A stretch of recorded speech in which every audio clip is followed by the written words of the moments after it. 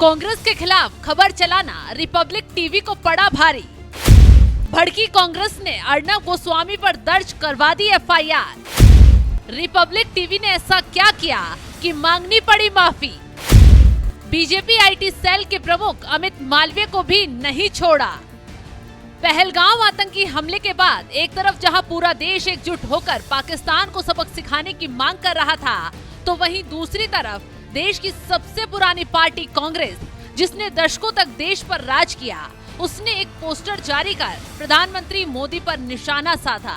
और जब बीजेपी ने सिर गायब वाली तस्वीर की तुलना सर तन से जुदा वाली मानसिकता से की, तो तुरंत कांग्रेस को एहसास हुआ और अपना ट्वीट डिलीट करना ही पड़ गया, जिसकी वजह से कांग्रेस की क्या कम फजीहत हो रही थी। बाइकॉट तुर्की के माहौल में रिपब्लिक टीवी ने कांग्रेस पर आरोप लगा दिया, उसने तुर्की में अपना दफ्तर क्यों खोला है। लेकिन अब यही सवाल पूछना रिपब्लिक टीवी को भी भारी पड़ रहा है, क्योंकि कांग्रेस ने अर्नब गोस्वामी के साथ साथ ही बीजेपी आईटी सेल के प्रमुख अमित मालवीय के खिलाफ एफआईआर दर्ज करवा दी है, वो भी कर्नाटक में, जहां उनकी अपनी सरकार है।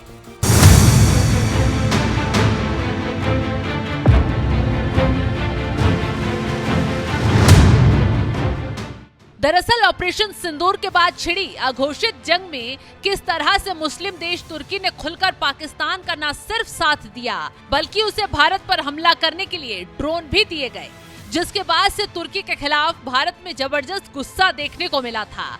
तो वहीं इसी बीच रिपब्लिक टीवी ने खबर चला दी कि कांग्रेस ने तुर्की में अपना दफ्तर क्यों खोला है, और उसी खबर को सोशल मीडिया पर शेयर करते हुए बीजेपी आईटी सेल के प्रमुख अमित मालवीय ने लिख दिया, क्या आप जानते हैं कि कांग्रेस पार्टी का तुर्की में पंजीकृत कार्यालय है? क्या राहुल गांधी बता सकते हैं कि इस कदम की क्या जरूरत थी? ये कई स्तरों पर विचित्र और समझ से परे है। भारत को ये जानने का हक है। याद रखें, दुश्मन का दोस्त भी दुश्मन ही होता है।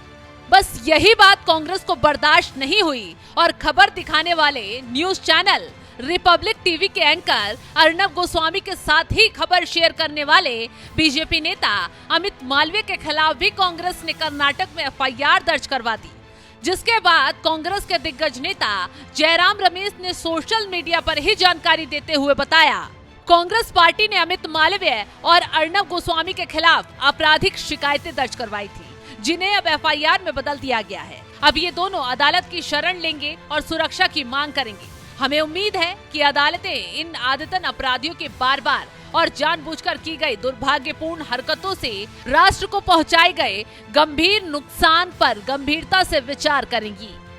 ये बात तो आप जानते ही हैं कि कर्नाटक में कांग्रेस की सरकार है।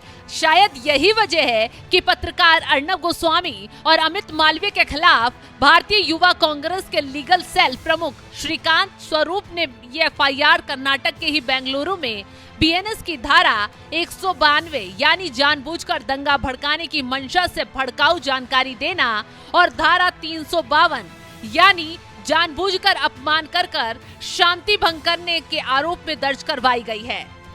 तो वहीं दूसरी तरफ रिपब्लिक टीवी डिजिटल की ओर से इस मामले में सफाई भी आ गई है, जिसने एक बयान जारी करते हुए साफ कहा, डिजिटल डेस्क पर एक वीडियो एडिटर द्वारा तकनीकी त्रुटि के कारण एक गलत छवि का अनजाने में उपयोग किया गया, जिसमें एक इमारत को तुर्की में कांग्रेस कार्यालय के रूप में दर्शाया गया था। छवि का उक्त वीडियो की सामग्री या संदर्भ से कोई संबंध नहीं था। ये क्लिप 15 मई 2025 या उसके बाद अर्नब गोस्वामी के डिबेट शो पर प्रसारित नहीं की गई थी और ना ही इसे ऑन एयर किया गया था और ना ही उक्त गलत छवि किसी भी तरह से चर्चा की जा रही विषय वस्तु से संबंधित थी। अनजाने में हुई ये त्रुटि लाइव शो समाप्त होने के बाद हुई और इसे डिजिटल प्लेटफॉर्म पर चलाया गया। जैसे ही ये हमारे ध्यान में लाया गया, इसे तुरंत ठीक कर दिया गया। हम ईमानदारी से बिना शर्त त्रुटि के लिए खेद व्यक्त करते हैं। रिपब्लिक डिजिटल की ओर से माफी तो मांग ली गई, लेकिन लगता है कांग्रेस मानने वाली नहीं है, इसलिए उसने एफआईआर दर्ज करवा दी है और इस मामले में अदालत से भी सख्त से सख्त कार्रवाई की मांग की है। तो वहीं आपको ये भी बता दें कि रिपब्लिक टीवी पर जिस इस्तांबुल कांग्रेस सेंटर की तस्वीर दिखाई गई है, वो है तो तुर्की में ही, लेकिन ये कांग्रेस का कार्यालय नहीं है। ये एक ऐसा सेंटर है जहां अंतर्राष्ट्रीय कार्यक्रम आयोजित किए जाते हैं। यही वजह है कि कांग्रेस ने अर्णब गोस्वामी के साथ ही बीजेपी नेता अमित मालवीय के खिलाफ भी एफआईआर दर्ज करवा दी है। बहरहाल इस मामले में आपका क्या है कहना, अपनी राय हमें कमेंट कर जरूर बताएं।